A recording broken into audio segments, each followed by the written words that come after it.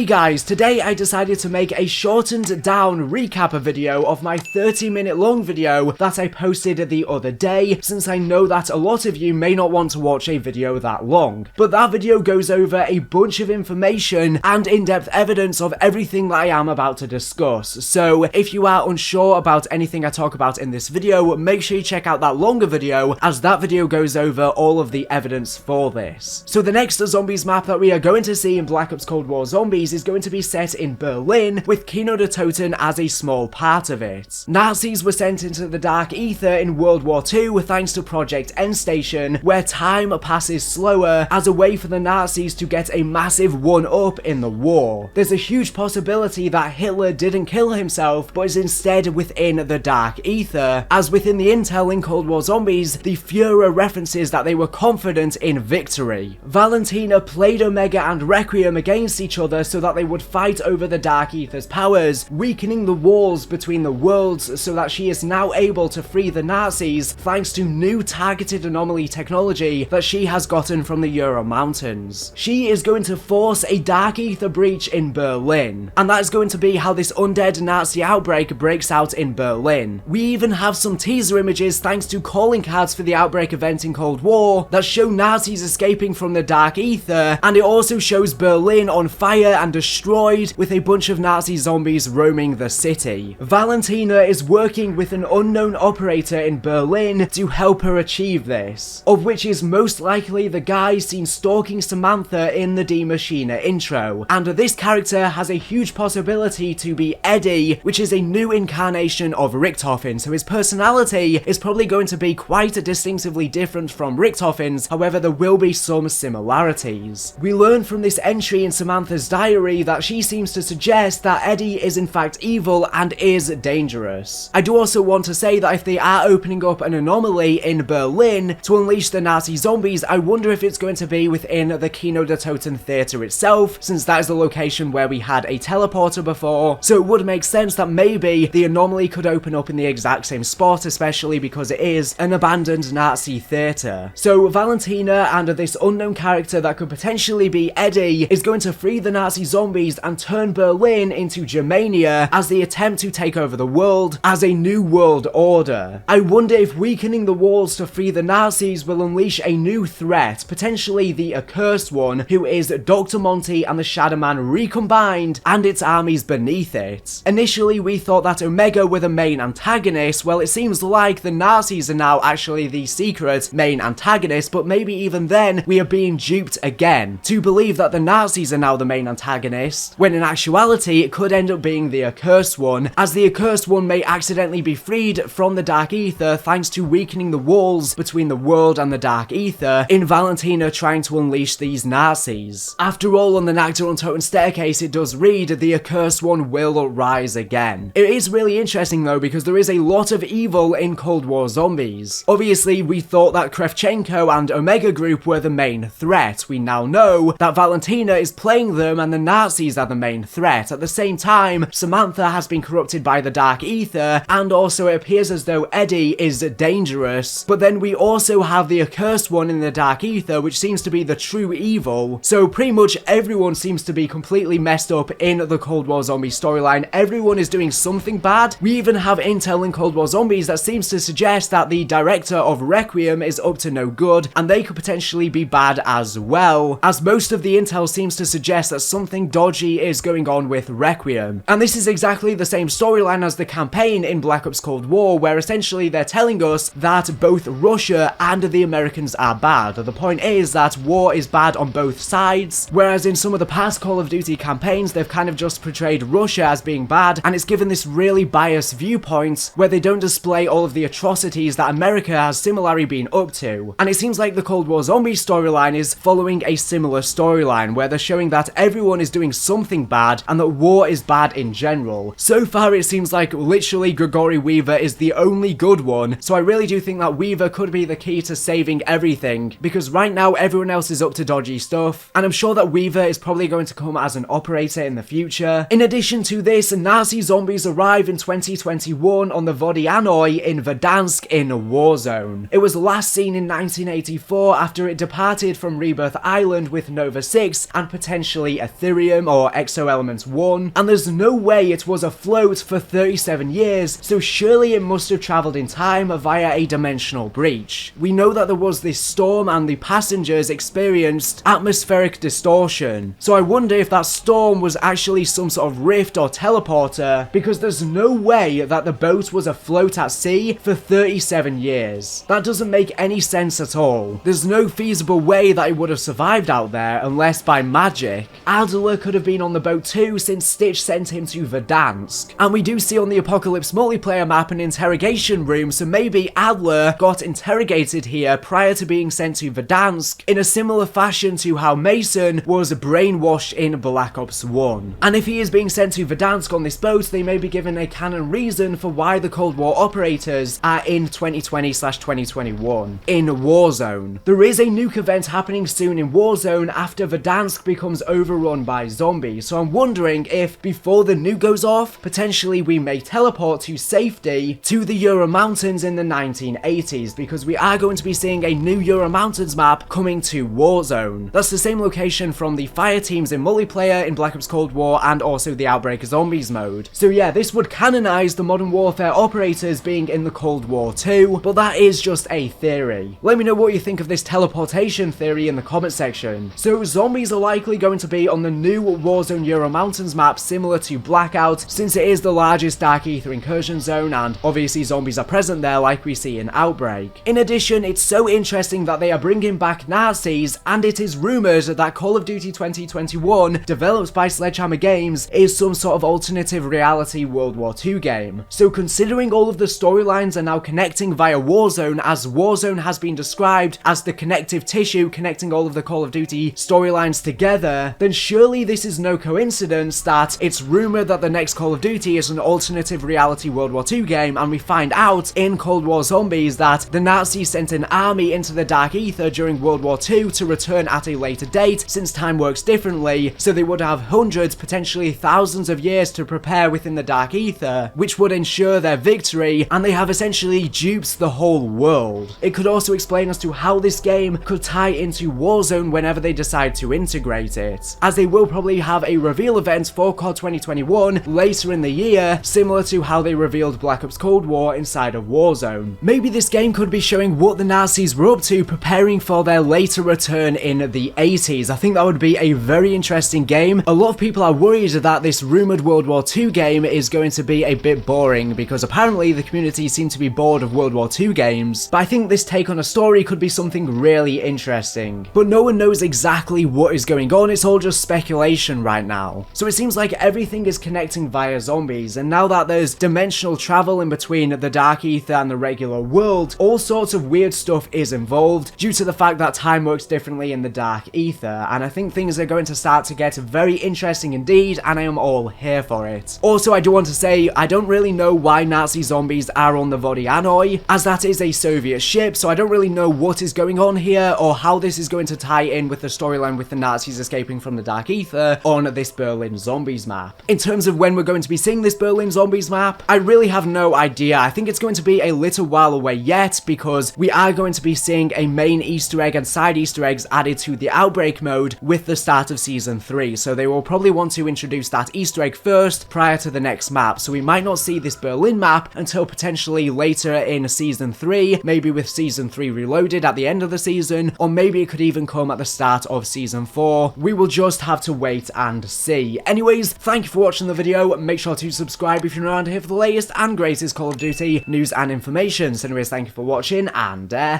bye.